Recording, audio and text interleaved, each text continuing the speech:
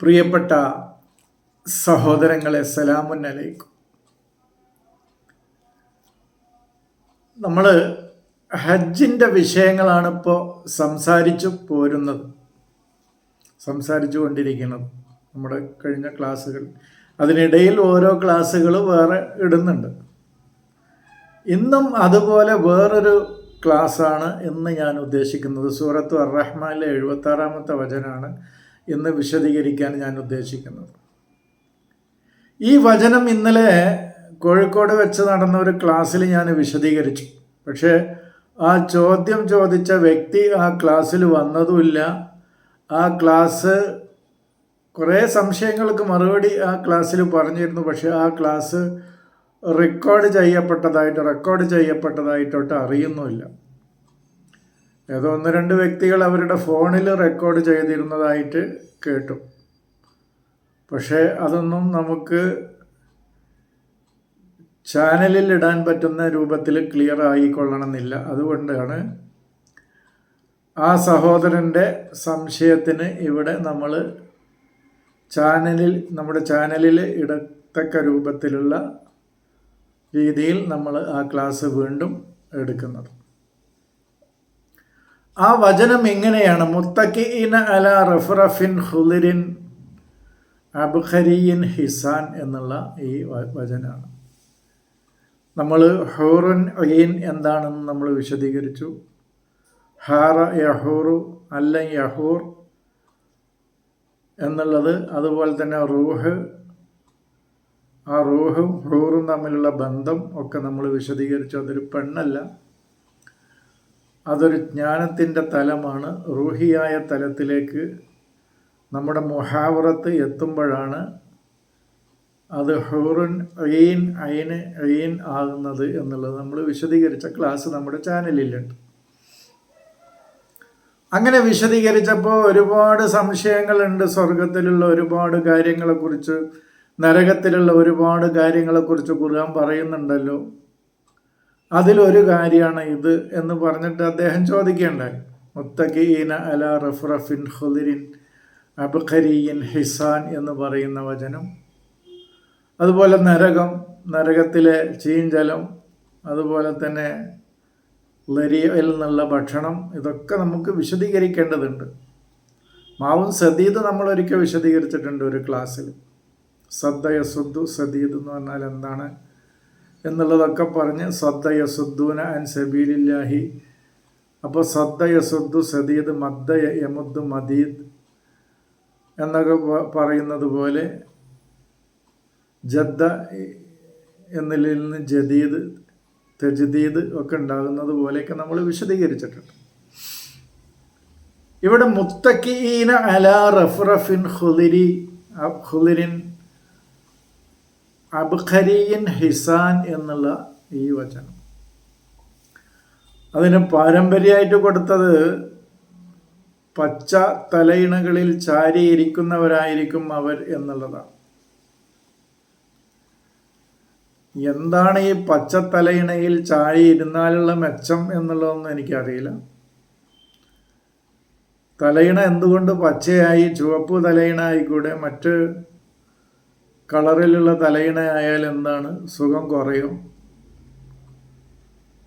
എന്നതൊക്കെ എൻ്റെ സഹോദരങ്ങളൊന്ന് ചിന്തിക്കുക. ഞാൻ പറയുന്നില്ല തലയിണ പച്ച നിറത്തിലുള്ള തലയിണയായാൽ മെച്ചം കിട്ടുമോ, അതിൽ അത് മറ്റു കളറുകളിലുള്ള തലയിണകളിൽ ചാരിയിരുന്നാൽ എന്തെങ്കിലും ഗുണക്കുറവുണ്ടോ, സുഖക്കുറവുണ്ടോ എന്നൊന്നും എനിക്കറിയില്ല. നമുക്ക് ഏതായാലും അതിൻ്റെ ആന്തരികമായ, അതിൻ്റെ വൈജ്ഞാനികമായ തലമാണ് നമുക്ക് പരിശോധിക്കാനുള്ളത്. അതിൽ മുത്തക്കിഈന എന്ന് പറഞ്ഞാൽ ആദ്യം നമ്മളൊന്ന് വിശദീകരിക്കാം. മുത്തക്കിഈന എന്ന് പറഞ്ഞാൽ ഇത്തക്ക അല എന്ന് പറഞ്ഞാൽ ഒന്നിനെ ആശ്രയിക്കുക എന്നാണ്. നമ്മൾ ഏതൊരു സംഗതിയാണോ നമ്മൾ ഡിപ്പെൻഡ് ചെയ്യണത്, ആശ്രയിക്കുന്നത്, അതാണ് ഇത്തക്ക അല എന്ന് പറയുന്നത്. ചാരിയിരിക്കുക എന്നല്ല. ഇപ്പോൾ ഹമല എന്ന് പറഞ്ഞാൽ നമ്മൾ ഒരിക്കൽ പറഞ്ഞു, ഹമല എന്ന് പറയുന്നത് ഈ ഭാണ്ഡം ചുമന്ന് നിൽക്കലോ, കുട്ടിയെ വയറ്റിൽ ചുമന്ന് നിൽക്കലോ അല്ല ഖുർആൻ ഉദ്ദേശിക്കുന്നത്. മറിച്ച് ഒരാശയത്തെ, ഒരു പ്രത്യയശാസ്ത്രത്തെ, ഒരു റിസാലത്തിനെ, ഒരു അമാനത്തിനെ ഒക്കെ ഹംല് ചെയ്യുന്നതാണ് ഖുർആനിൽ പറയുന്ന ഹംല് എന്നുള്ളത് നമ്മൾ പറഞ്ഞു.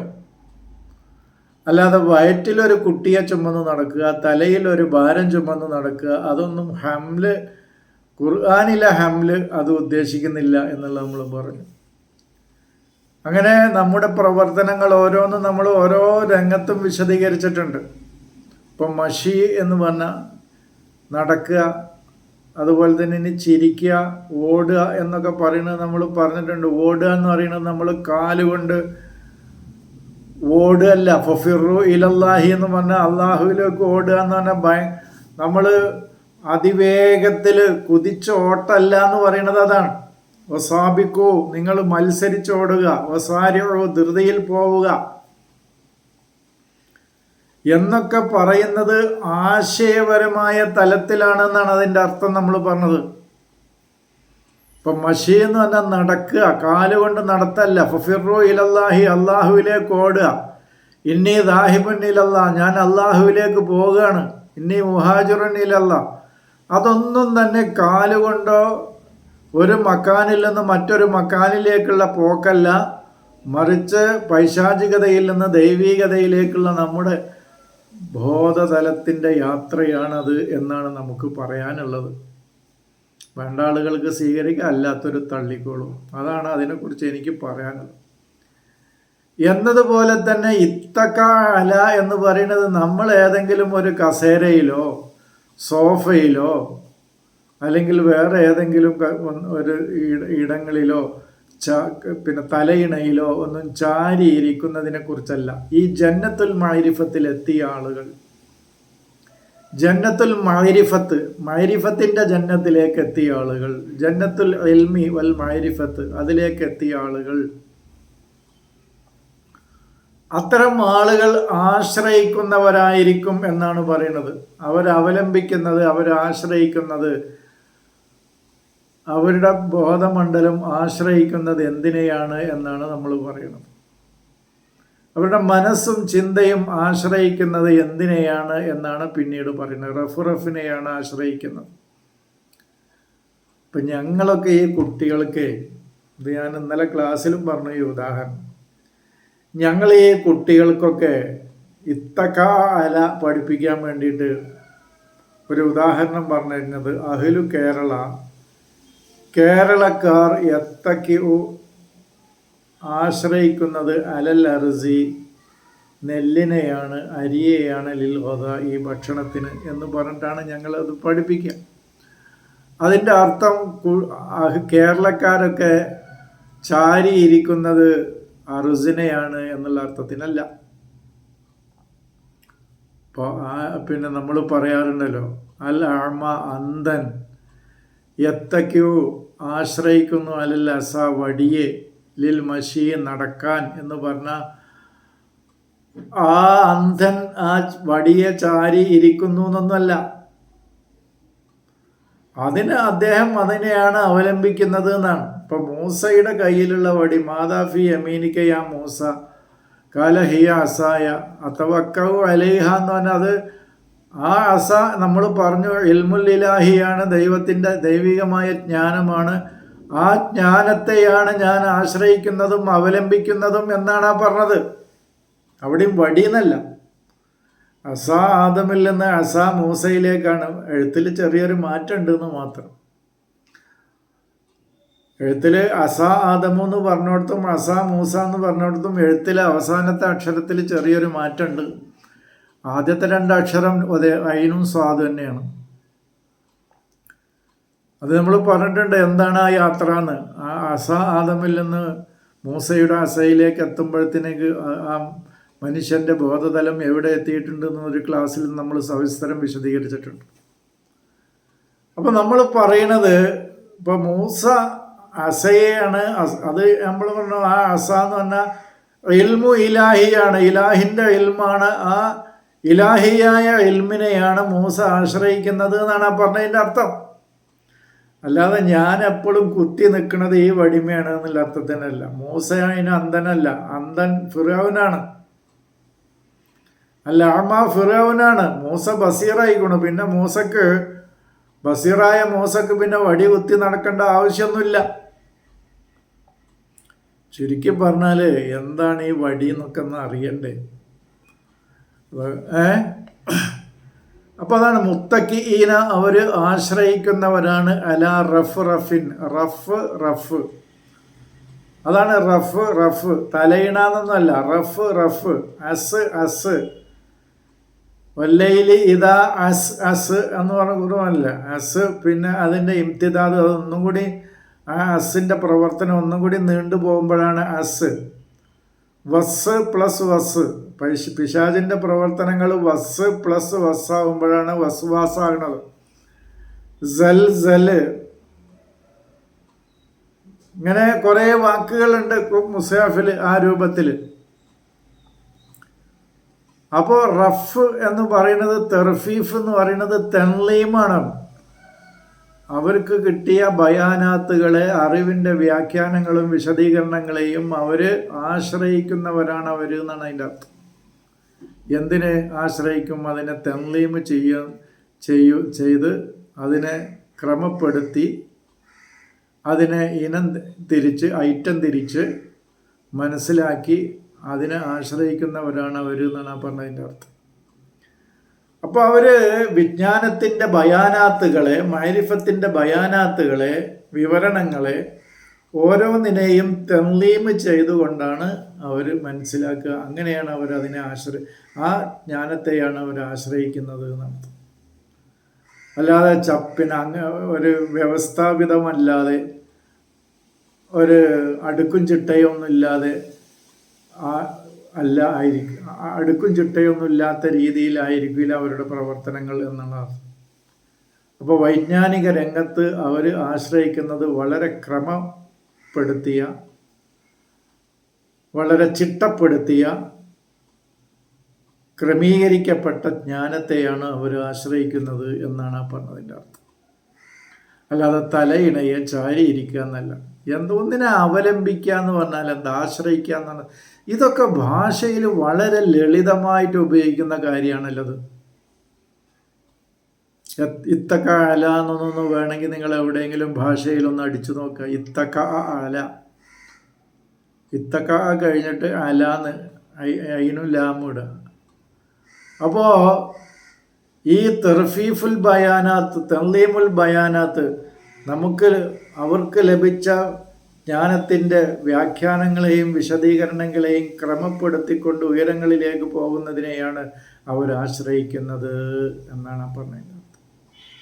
അതാണ് മുത്തക്കീന അല റഫിൻ ഹുലിരിൻ എന്ന് പറഞ്ഞാൽ അവർ ഖഫ ആയി കടന്നിരുന്ന വിജ്ഞാനങ്ങളെ വരെ, അതിൻ്റെ വെളിച്ചം വരെ കണ്ടെത്തുന്നവരായിരിക്കും അവർ എന്നാണ് പറഞ്ഞത്. ഹുലിർ എന്ന് പറഞ്ഞാൽ അതാണ്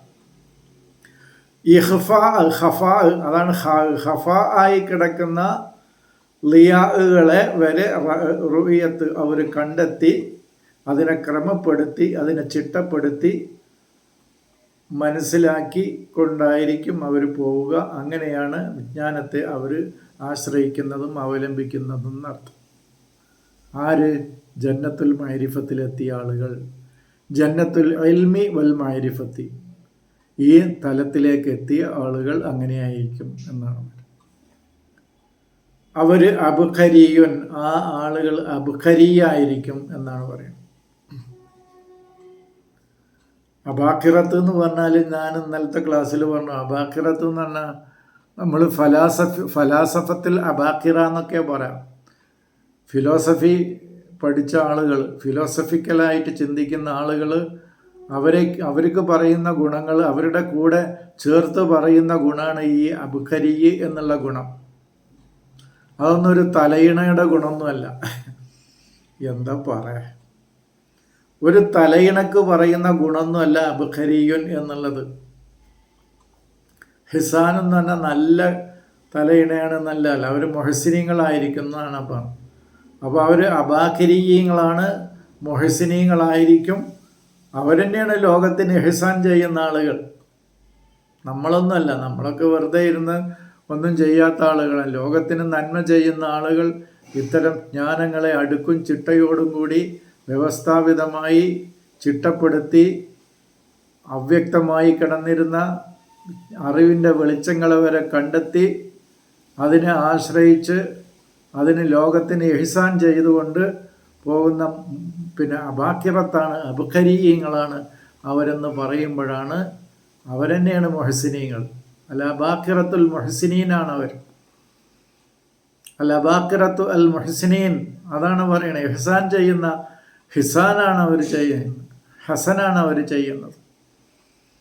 ലോകത്തിന് നന്മ ചെയ്തുകൊണ്ടിരിക്കുകയാണ്. നല്ല നല്ല പ്രവർത്തനങ്ങൾ അവർ ലോകത്തിന് കാഴ്ചവെച്ചുകൊണ്ടിരിക്കുകയാണ്. വിജ്ഞാനത്തിൻ്റെ ആളുകൾ, അറിവിൻ്റെ ആളുകൾ. അത്തരം നന്മ ചെയ്ത ആളുകളാണ് ലോകത്ത് സ്മരിക്കപ്പെടുന്നത്. അത് ഞാൻ ഇന്നലെ എവിടെയും എഴുതുണ്ടായി. ലോകത്ത് നമ്മുടെ ആദമിൻ്റെ മക്കളുടെ പ്രവർത്തനങ്ങളൊക്കെ പിൻതലമുറകളിലേക്ക് നീണ്ടുപോകും.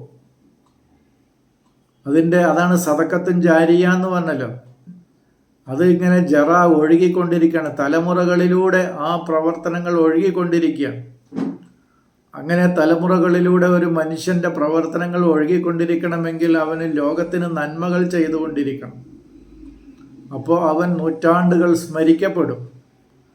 അതല്ല തൻ്റെ സ്വാർത്ഥതയ്ക്ക് വേണ്ടി മാത്രം ജീവിക്കുകയും സമ്പത്ത് ഒരുമിച്ച് കൂട്ടി അതുകൊണ്ടൊരു നന്മയും ചെയ്യാതെ ജീവിക്കുകയും ചെയ്ത ആളുകൾ മരണത്തോടുകൂടി വിസ്മരിക്കപ്പെടും. അവർ ആരുടെയും സ്മൃതി മണ്ഡലത്തിൽ ബാക്കിയാവൂല, അവശേഷിക്കൂല. അതാണ് അബാക്കിരീയങ്ങളാണ് അവർ, അബാക്കിറത്താണ് അവർ, അബ്ഖരിയാണ് അവർ. അബ്ഖരിയുൻ എന്ന് പറയുന്നതൊക്കെ ഒരു വ്യക്തിക്ക് പറയുന്ന ഗുണമല്ലേ? ഒരു വസ്തുവിനൊക്കെ അങ്ങനെ ഗുണം പറയുമോ? എനിക്കറിയില്ല, ഒന്ന് നോക്കണം അത്. പക്ഷെ സാധാരണ ഞങ്ങളൊക്കെ ഫിലോസഫിക്കലായ ആളുകളെ ഫലാസിഫത്തിൽ അബാക്കിറ എന്നാണ് ഞങ്ങൾ പഠിക്കുമ്പോഴും പഠിപ്പിക്കുമ്പോഴൊക്കെ പറയല്.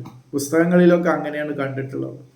ഏതെങ്കിലും വസ്തുക്കൾക്ക് അബ്ഖരിയുൻ എന്ന് പറഞ്ഞിട്ടുണ്ടോ? ഒന്ന് പരിശോധിക്കട്ടെ. ഞാനിപ്പോഴാണ് എനിക്കതൊന്ന് പരിശോധിക്കേണ്ട ആവശ്യം വന്നിട്ടുള്ളത്. ഒരു വസ്തുവിനെ, ഒരു തലയിണയെയോ വേറെ ഏതെങ്കിലും വസ്തുക്കളെയോ ചൂണ്ടി അത് അബ്ഖരിയാണ് എന്ന് പറയുമോ എന്നൊന്ന് പരിശോധിക്കട്ടെ.